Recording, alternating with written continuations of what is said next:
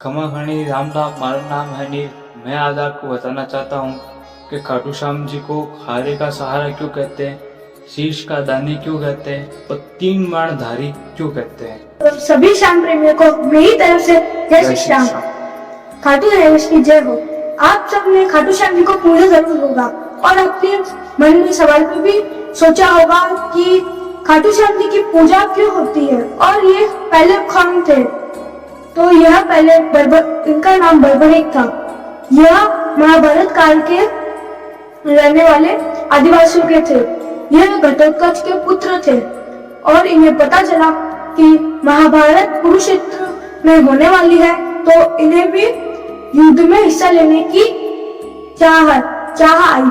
तो ये गए सीधा पांडवों के पांडव योजना कर रहे थे, ये वहां गए और उसके बाद उन्होंने कहा श्री कृष्ण जी से कि मुझे भी युद्ध कुरुक्षेत्र में हिस्सा लेना है, मुझे भी युद्ध करना है। तो श्री कृष्ण जी ने कहा कि उस युद्ध में द्रोणाचार्य, भीष्म पितामह, अश्वत्थामा, कर्ण आदि जैसे कई धनुर्धर योद्धा होंगे, तुम उनका सामना कैसे करोगे? कहीं अगर तुम मारे गए तो तुम्हें कोई नहीं बचा सकता।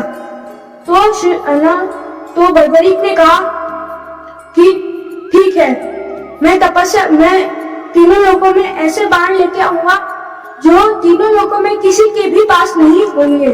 मतलब वो 3 बाण ले गया तपस्या करके, वो जाते तपस्या करने, उन्होंने तपस्या की, उनको 3 बाण मिले। पहला बाण जो है ना उनके टारगेट को मतलब चिन्ह लगा के आता था कि पता चले कि उस टारगेट को ही भेजना है। तो दूसरा बाण उनको भेद कर आता था। फिर वो गए श्री कृष्ण के पास, उन्होंने कहा अब मुझे युद्ध करना है। तो श्री कृष्ण जी ने कहा युद्ध में या तो अर्जुन, या तो तुम या मैं, क्योंकि हमें किसी की बलि जरूरी है। अगर किसी ने भी बलि नहीं दी तो हम ये युद्ध हार जाएंगे। तो बर्बरीक कहते हैं कि मैं बलि तो दे दूंगा पर मेरी 2 शर्त है। तो श्री कृष्ण कहते हैं तुम्हारी क्या शर्त है, बताओ वत्स। तो बर्बरीक कहते हैं कि मेरी पहली इच्छा है कि मैं अपना पूरा मतलब अपने कटे सिर से महाभारत देखूं, और दूसरी इच्छा कि मेरे धड़ को आपने सर से अलग किया है तो मेरे धड़ की चिता आप ही जलाएं। तो श्री कृष्ण जी ने कहा वत्स तुम्हारी ये 2 इच्छा पूरी होगी। फिर बर्बरीक ने अपना शीश श्री कृष्ण जी को दान में दे दिया। बाद में श्री कृष्ण जी ने देवी माँ से कहा कि आप इस शीश को अमृत से सींचो ताकि ये अजर अमर हो जाए।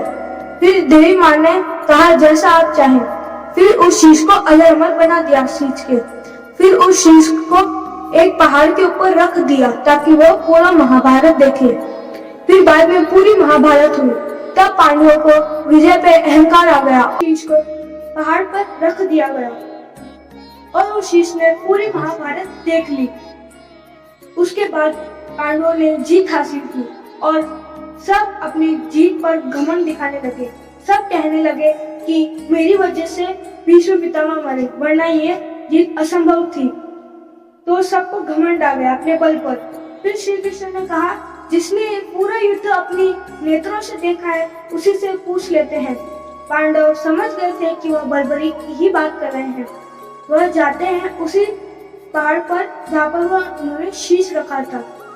फिर बर्बरीक बताता है कि इस पूरे युद्ध में मुझे तो श्री कृष्ण ही दिखाई दिए और श्री कृष्ण ने ही ये युद्ध लड़ा और यही युद्ध श्री कृष्ण ने ही जीता।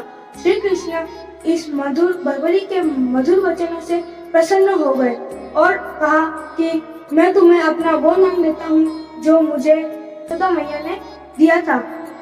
मैं तुम्हें श्याम नाम अपना देता हूँ। श्री बर्बरीक ने कहा कि ठीक है।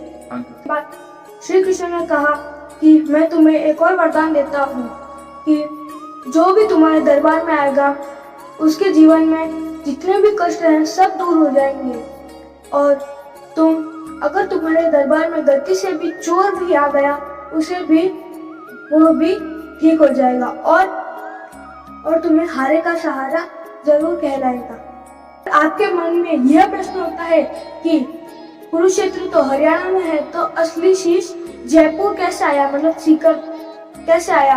तो श्री कृष्ण ने इस युद्ध के बाद उस शीश को कुरुक्षेत्र से जब सीकर तक होने वाली एक नदी में बहा दिया। बाद में वो शीश बहता बहता सीधा सीकर चला गया और सीकर के एक गांव के पत्थर और ईंट से धंस गया, नीचे धंस गया। फिर है ना, उस गांव में एक गाय थी जो कभी भी अपना दूध नहीं देती थी। उस जगह आकर उसने भी अपना दूध देना चालू कर दिया।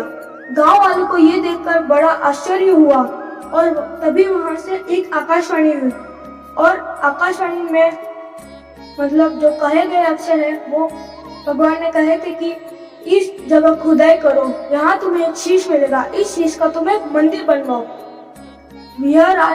यह राजा को पता चली यह बात और राजा ने वहाँ एक मंदिर बनवाया। फिर वह मंदिर सीकर में खाटू श्याम जी के नाम से प्रसिद्ध है और जहाँ उनका शीश मिला वहाँ श्याम कुंड भी है। एक बार आप जरूर जाइएगा। सारे भक्तों को मेरी तरफ से जय श्री श्याम।